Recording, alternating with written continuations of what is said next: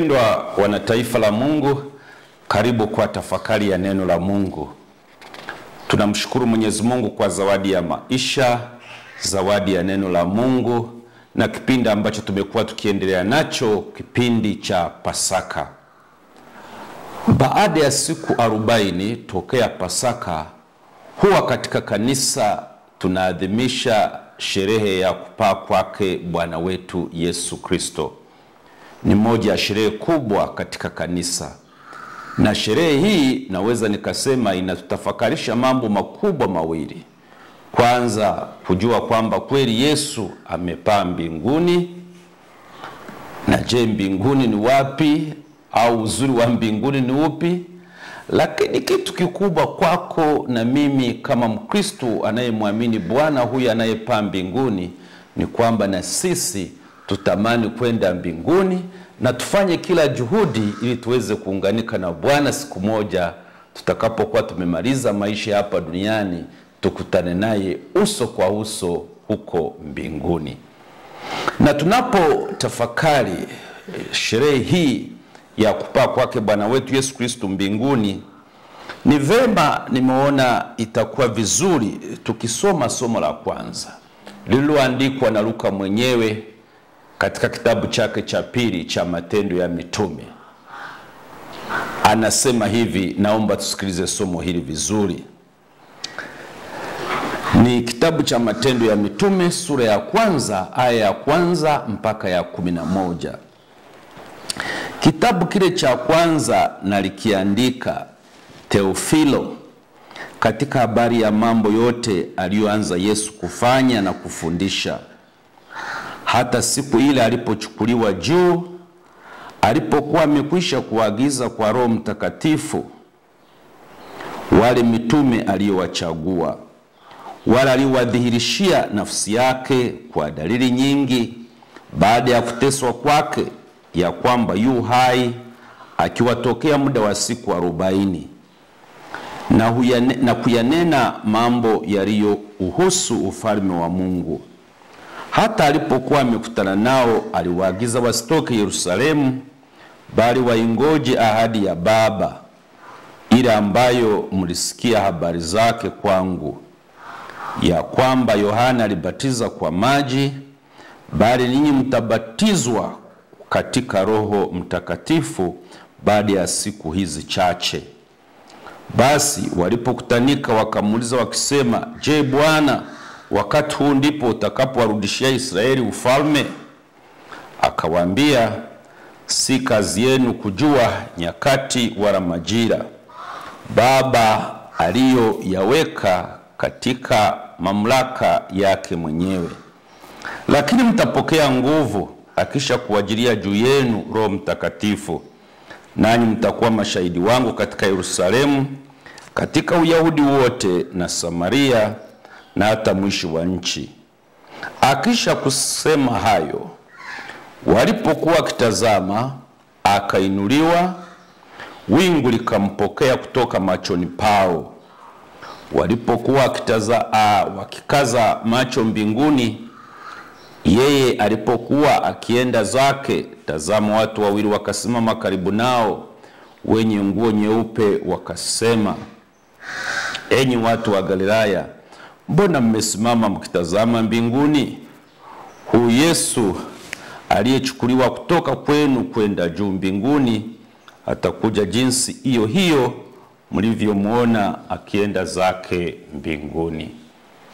Neno la Bwana. Tumshukuru Mungu. Wapendwa, nimesoma somo hilo ambalo mama kanisa ametuandalia, lisome kwa sherehe hii ya kupaa kwake Bwana wetu Yesu Kristo. Somo hili tumesikia wazi kabisa huyu Luka akiandika kwamba aliandika kitabu cha kwanza ambacho kimsingi ilikuwa ni Injili, na akaelekeza maandishi haya anayoandika kwa Teofilo, mtu ambaye anampenda Mungu. Pengine alikuwa anaandika maandishi haya kwa mtu huyu aliyempenda Mungu.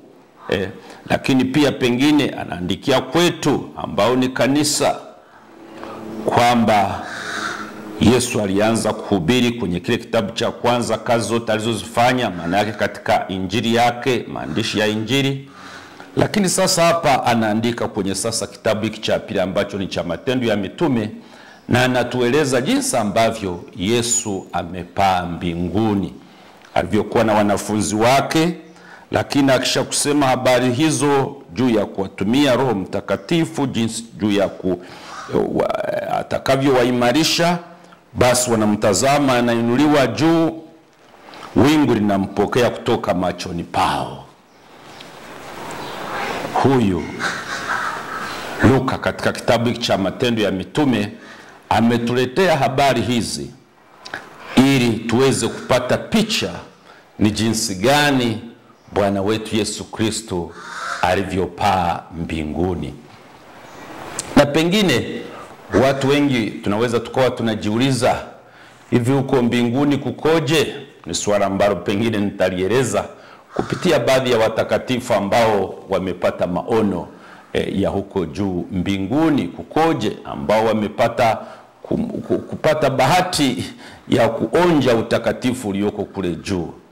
Lakini kuhusu kupaa kwake Bwana wetu Yesu Kristo, Mtakatifu Paulo katika somo la leo la kiliturujia ametupa maelezo mazuri na ya kina ambayo yanatupatia picha ya maana zaidi ya kupaa kwake Bwana wetu Yesu Kristo mbinguni. Somo hili ni somo la Waefeso, barua ya Mtume Paulo kwa Efeso, sura ya kwanza mstari wa 17 mpaka 23. Lakini mimi nitachukua mistari michache ambayo itaweza kututafakarisha.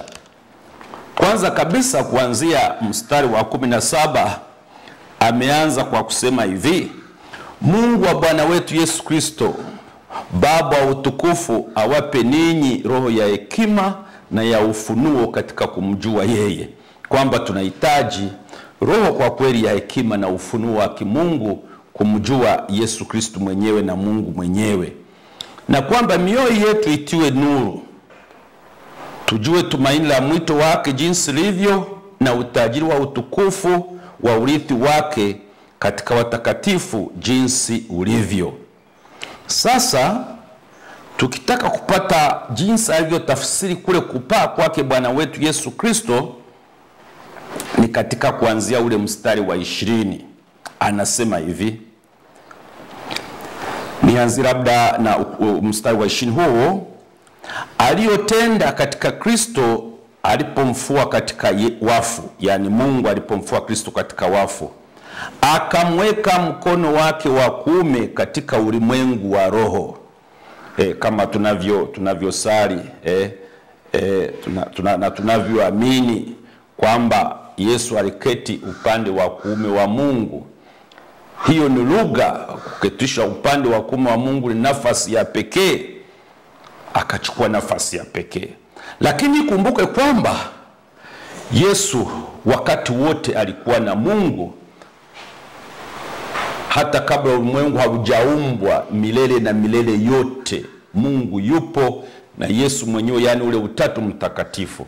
Ile ilipofika Mungu muda mwafaka wa kutaka kutukomboa, akaona tuletee mwana wake wa pekee, ndipo akaja kuzaliwa takriban miaka tuseme 2000 na kitu kidogo hivi iliyopita.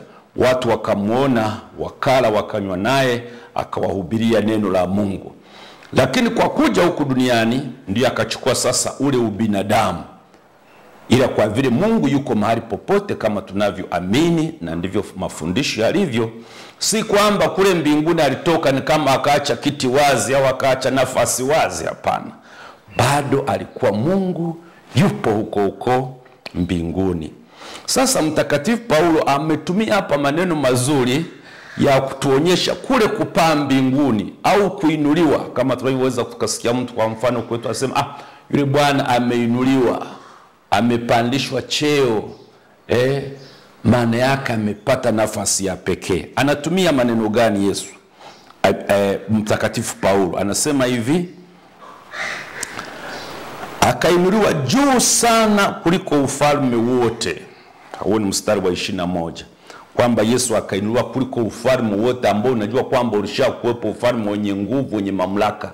Akainuliwa kuliko ufalme wote na mamlaka. Fikiria watu ambao wa kidunia walishakuwa na mamlaka ya kidunia. Yesu sasa alikuwa juu ya mamlaka hayo na nguvu.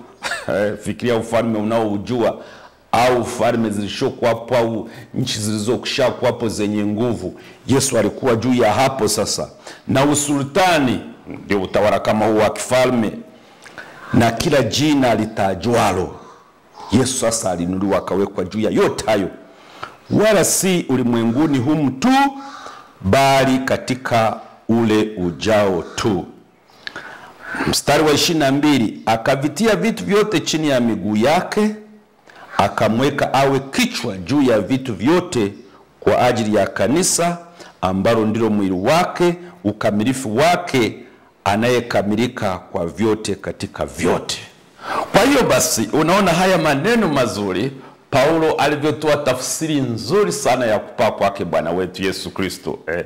Kuna mtu mmoja tulikuwa tunaongea akasema ni kama Yesu alifanyiwa mahafali.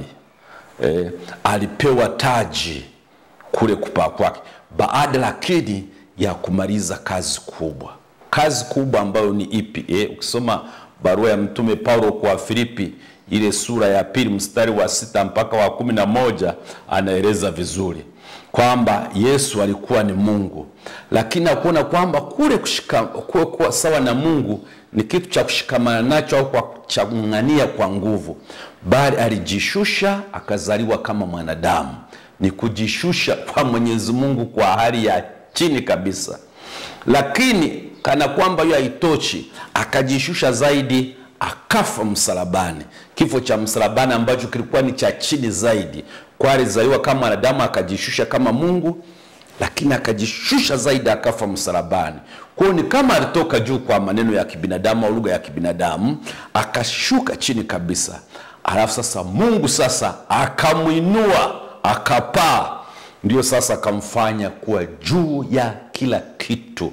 Fikiria falme zilizokwisha kuwapo, nguvu, mamlaka, usultani, majina yote ambayo yalishakuwa makubwa, yote yako chini yake. Na si katika ulimwengu huu, bali hata katika ulimwengu ule ujao. Huyo ndiye Yesu aliyepaa. Kwa unaona Mungu, Yesu alivyojishusha, alafu Mungu akaja akamnyanyua zaidi. Akamfanya sasa ni juu ya kila kitu. Huko ndiko kupaa kwake Bwana wetu Yesu Kristo, ambako mtume Paulo ametumia lugha ambayo pengine mimi na wewe ni rahisi kuielewa. Kwa wapendwa, ni sherehe kubwa katika kanisa tukiyakumbuka haya makuu ya Bwana ambayo Mwenyezi Mungu amemtendea Bwana wetu Yesu Kristo, Mungu mtu na kweli mtu na Mwenyezi Mungu. Sasa wapendwa ndugu zangu, kisha kusema hayo, swali jingine ambalo tulitafakari, ambalo nimeahidi nikasema kwamba ni vizuri tukaliona, ni hili hapa. Hivi sherehe hii inataka kutuambia nini? Mama kanisa na sherehe hii kwa ujumla tunapoitafakari, kwangu maana kuu ni kwamba Yesu amekuwa mfano. Kwa lugha ya Kiingereza amekuwa model. He has been a model for us. Amekuwa mfano wako wewe na mimi. Kwanza kabisa tutamani kwenda mbinguni. Tutamani kwenda mbinguni kwa sababu ni pazuri. Tutamani kwenda mbinguni baada ya maisha haya tuinuliwe. Tutamani kwenda mbinguni, lakini mbingu inaanzia hapa. Na sisi siku moja tutakapomaliza maisha haya tuweze kuunganika na Mwenyezi Mungu uso kwa uso, kitu ambacho ni kizuri sana. Kwa tunapotafakari haya, na wewe inabidi utamani kwenda mbinguni. Kazi zako zote unazozifanya, ziwe za kimwili, ziwe za kiroho, baada ya mahangaiko yote hapa duniani, na wewe na mimi tuweze kwenda mbinguni. Na kimsingi hiyo ndiyo kazi ya wokovu iliyomleta Bwana wetu Yesu Kristo duniani, kujifanya mtu ili akukomboe wewe na mimi, na siku moja twende mbinguni. Kazi ya Yesu aliyokuja kuifanya ni kwamba twende mbinguni. Hakuwa na lengo lingine, ni kwamba twende mbinguni na sisi tuweze kukutanika na Bwana wetu Yesu Kristo huko mbinguni. Sasa kazi hii wapendwa, lazima ianzie hapa duniani. Tuseme kwamba kazi ya kwenda mbinguni tutaianza katika maisha yajayo. Hapana, lazima ianzie hapa mbinguni, na ianzie hapa duniani. Na itaanzia hapa duniani kama tutampenda Mungu, kama tutayaishi maisha yetu vizuri. Na huo upendo, nitoe mfano mmoja wa wiki hii. Nilikuwa ofisini. Nikiwa ofisini, alikuja baba mmoja na mke wake, vijana wakiwa na watoto wawili. Pengine mtoto mkubwa alikuwa msichana hivi miaka kama 5, na mdogo wake miaka kama 3 au 3.5. Sasa nilipowapokea, alianza kuingia yule mama, mume wake ni kama alikuwa yuko nje anaongea na simu. Yule mama akaingia na hao watoto wawili. Yule mtoto mdogo mvulana akawa analia sana, "Mama, baba yuko wapi? Baba yuko wapi?" Baadaye baba yake akaja akatulia. Alafu kulikuwa na baba mwingine ambao walikuwa wameandamana nao, walikuwa na mambo ya kunishirikisha ya kichungaji. Sasa na mimi nikanotisi kitu kimoja cha pekee sana. Mbona huyu mtoto anamulia baba yuko wapi? Basi nikamuuliza yule mama, tukatoa wazo, tukasema hivi mama, huyu mtoto anapaswa kuwa anampenda baba yake sana. Basi yule baba aliyekuwa amekuja naye ni jirani yao, na kimsingi ni marafiki wa familia. Akaanza kujibu mara moja kimsingi kabla yule mama. Akasema huyu mtoto si kwamba labda anampenda baba tu, ni kummiss baba yake. Anasema huyu baba yake, yeye anaamka asubuhi kwenye saa 12, yule mtoto akiwa amelala, anaenda kazini katika kutafuta maisha. Alafu anarudi usiku, mara nyingi watoto hao wakiwa wameisha lala. Kwa hiyo hao watoto kimsingi huwa mara chache, labda kwa wiki nzima, anamuona baba yao. Kwa sasa huyu mtoto mdogo, ndio maana yani anamshikilia baba yake, anaona sasa leo ndio siku ya kuwa naye. Kwa hiyo maana yake anammiss sana. Ilinigusa sana, nikaona ni kitu kizuri sana mtoto kumisi baba yake. Na hata alipokuwa anataka kutoka, labda sijui kufanya nini, tayari yule mtoto anamshika miguu, yani anataka aendelee kuwa naye. Ili nitafakarisha sana. Lakini hata nyewe wenyewe mnajua, watu wazima, hakuna kitu ambacho kinagusa watoto. Au hata ungelikuwa ni wewe mwenyewe, kwa mfano unazaliwa unajikuta una mama, lakini mama hakuambii baba yako yuko wapi. Au unazaliwa unajikuta uko na baba, lakini humuoni mama yako. Wewe inakuwa ni shida kweli. Na watoto kimsingi huwa wanawauliza hata mama zao, baba yuko wapi? Wengine wakuta wanadanganywa, sio alikufa vitani, alikuwa ni mwanajeshi, alienda huko Kongo, akafia huko Kongo. Lakini watoto wanaumia sana. Kila mtu angependa muone baba yake na mama yake. Unaona? Au kitu kingine, tunapokuwa kwa mfano ndugu zetu wametutoka, ni siku za msiba. Sawa, tunalia. Watu wengine analia kwamba labda huyu marehemu pengine alikuwa ananisaidia, sitapata msaada huo tena. Alikuwa ni mwenzi wangu, labda mume wangu au mke wangu, sitamuona tena. Lakini kinachotutesa wengi ni kwamba namuaga, hii ni safari yake ya mwisho hii. Namuona hivi uso kwa uso hivi, sitamuona tena. Yani hii ndio mwisho. Hicho ndicho kinachotuumiza. Tungependa tuendelee kumuona. Sasa tunavyopenda kuendelea kumuona huyu ndugu yetu, tunaumia. Kama ni hivyo, je, Mungu je? Huyo mtoto niyetolea mfano ambaye anapenda amuone baba yake ambaye anamisi, Mungu je? Mungu ambaye ndiye baba yetu wa kwanza, ambaye mahangaiko yote tunayoyafanya, inabidi sasa tuwe na hamu hiyo ya kumuona Mungu. Na tukiwa na hamu hiyo ya kikweli, hapo ndipo tutapambana kwa namna yoyote ile, na inawezekana, na hilo linawezekana, tukaishi maisha yetu ya kumpendeza Mungu hapa, kuwapendeza wenzetu kama maandiko matakatifu yanavyosema, kusudi hapo baadaye tumuone Mungu uso kwa uso. Na kumuona Mungu uso kwa uso sasa kwetu ndiko kupaa kwenyewe sasa. Kwetu ndio kupaa kwenyewe kwenda mbinguni. Na mbinguni kweli ni pazuri. Nilikuwa na jaribu kuangalia baadhi ya watakatifu ambao wamekuwa na bahati ya kupata maono ya mbinguni. Katika kanisa tunawaita lugha ya kigeni kidogo, tunawaita mystic. Hawa mystic ni watu gani? Ni lugha ya kigeni kidogo ya Kiingereza. Watakatifu hawa au mystics hawa ni watu ambao wameelezea mbingu, baadhi yao wameelezea mbinguni kwa njia za kina kabisa sana, zenye mguso wa kiroho na maono ya ajabu. Na hao watu wamepata bahati ya pekee kuonjeshwa mbingu. Wamekuwa na muunganiko wa Mwenyezi Mungu wakati mwingine katika sala zao. Mtu ana sala na tafakari, halafu baadaye anaingia kwenye ulimwengu kabisa wa kiroho, ulimwengu wa kimungu. Na watakatifu wa kimsingi, na ni wachache si wengi, ni kama Mwenyezi Mungu basi anawapa zawadi hao watu wachache. Kupitia sala zao za kina wanapata huo ufunuo wa kiroho ambao wanaupata kabisa kutoka kwa Mwenyezi Mungu. Ndio. Sasa hawa watakatifu wapo baadhi. Mfano wa kwanza ni mtakatifu, nimefanya utafiti mdogo tu. Mfano wa kwanza ni mtakatifu Thomas Aquinas. Yeye alisema hivi kuhusu mbinguni. Anasema hivi: furaha ya mwisho ya mwanadamu iko katika kutazama kiini cha Mungu. Ile beatific vision kwa Kiingereza.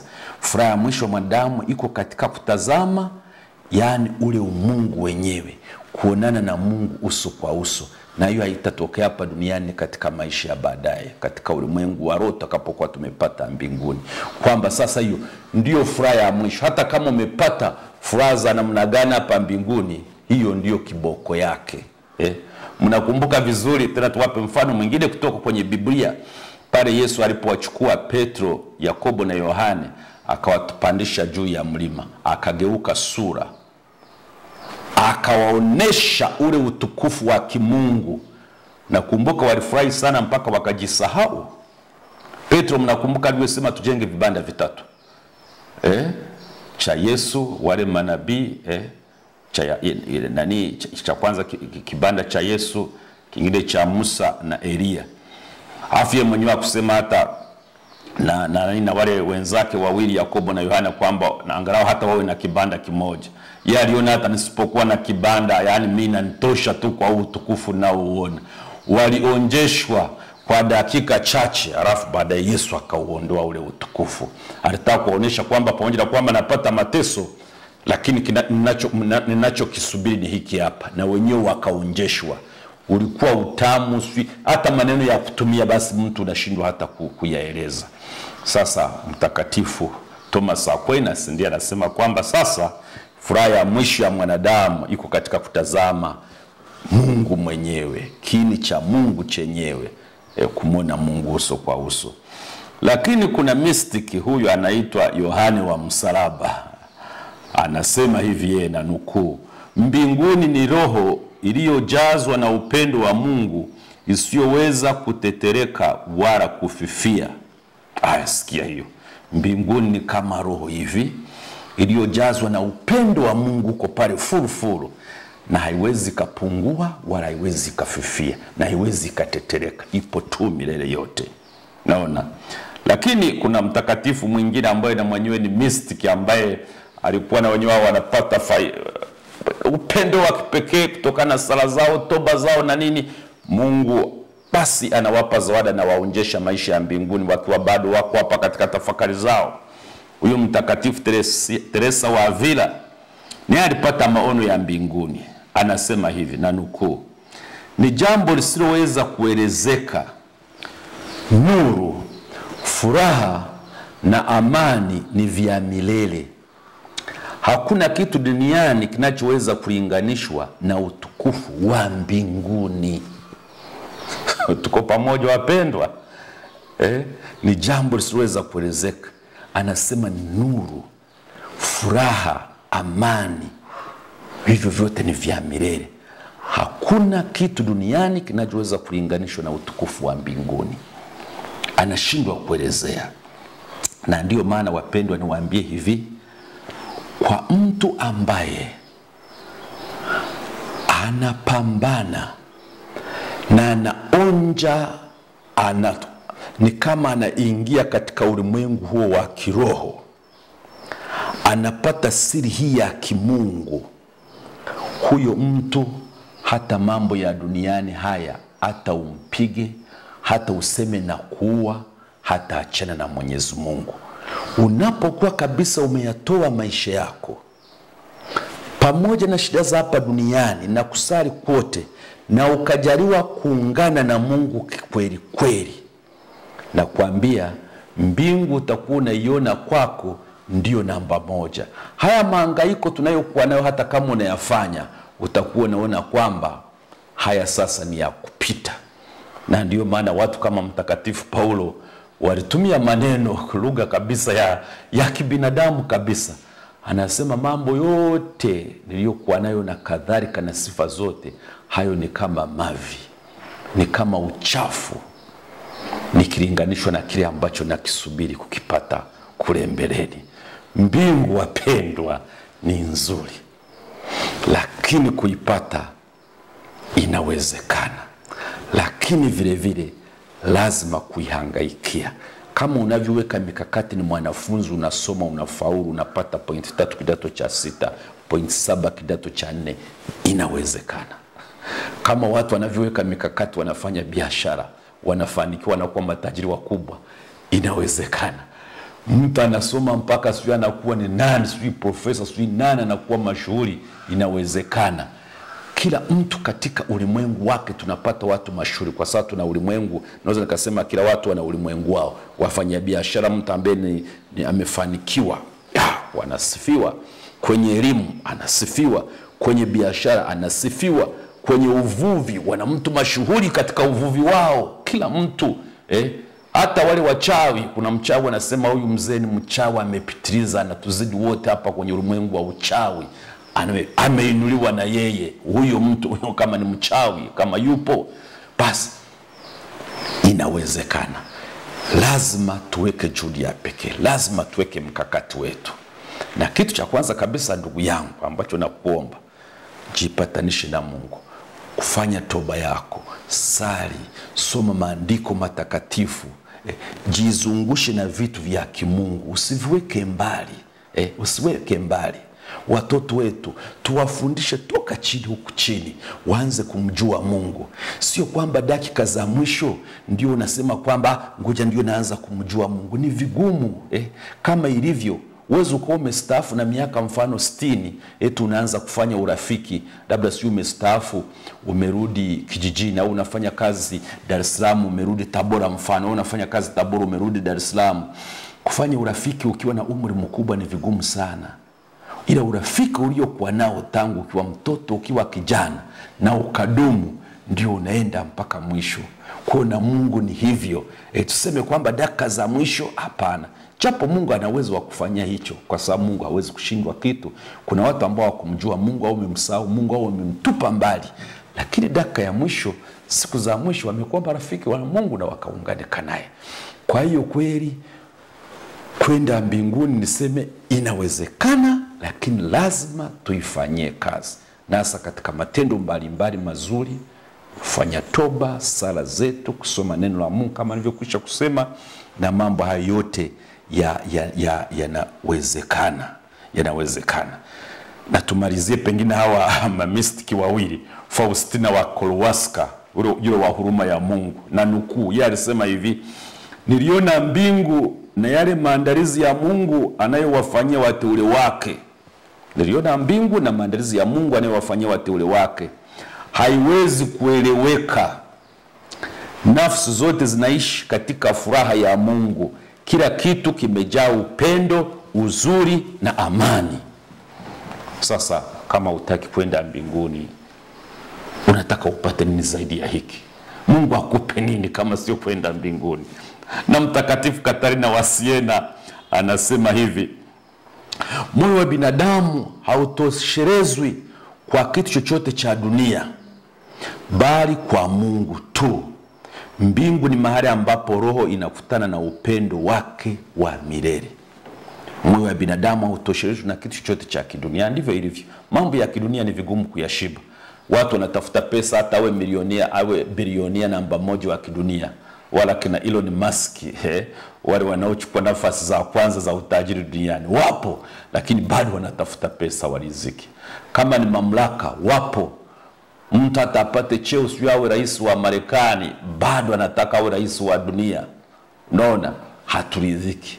Na ndio maana hata mtakatifu Agustino, baada ya kuwa amehangaika na baadaye akaja kuungana na Mungu, kumjua Mungu, akasema, Mungu, nimechelewa kukujua, na akajipatanisha na Mungu.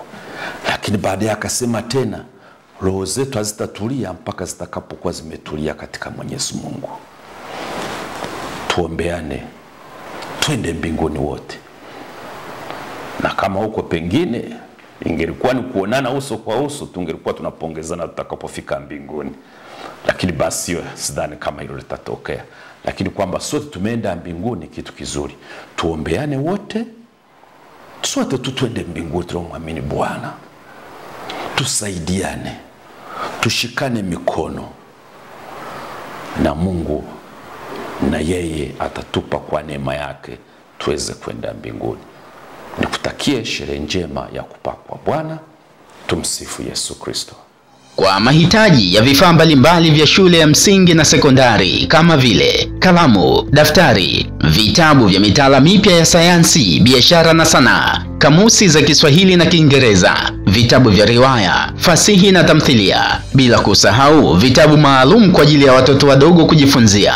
Usihangaike kwenda sehemu nyingine tofauti na TMP Bookshop. Hawa ni wauzaji wa kongwe wa vitabu hapa manispaa ya Tabora. Aidha, ukifika TMP Bookshop utapata machapisho na vitabu kede wa kede vya dini, ikiwemo Biblia, misale, rejista za kipaimara, komunio, mazishi, ndoa, ubatizo na vingine vingi kulingana na mahitaji yako. Duka la TMP Bookshop linafunguliwa kila Jumatatu hadi Ijumaa kuanzia saa 2:30 hadi saa 11 jioni, na Jumamosi ni kuanzia saa 3 kamili asubuhi hadi saa 11 jioni. TMP Bookshop tunapatikana karibu na kiwanja cha Chipukizi mkabala na Mea Hotel. Usiwaze wala kuumiza kichwa. TMP Bookshop sisi ni wakongwe katika uuzaji wa vifaa vya mashuleni kwa bei nafuu kabisa kuliko wote mkoani Tabora. Kwa taarifa zaidi, wasiliana na Sister Zawadi kwa simu nambari 0754039465. Karibu TMP Bookshop.